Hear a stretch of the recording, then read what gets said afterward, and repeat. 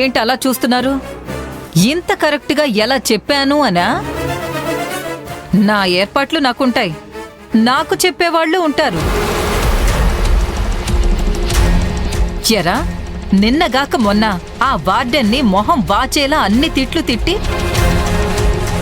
ఇప్పుడు సిగ్గు లేకుండా మళ్ళీ దాని దగ్గరకు వెళ్ళి నువ్వు నా తల్లి లాంటి దానివి, నేను నీ ఒళ్ళో పడుకుంటాను అని అడిగి దాని ఒళ్ళో పడుకుని ఏడుస్తావా? అసలు ఎవర్రా అది? బిజినెస్ లో షేర్స్ ఇచ్చినట్టు దానికి అమ్మతనంలో షేర్స్ ఇస్తున్నావా? అసలు అది మామ్ ప్లీజ్,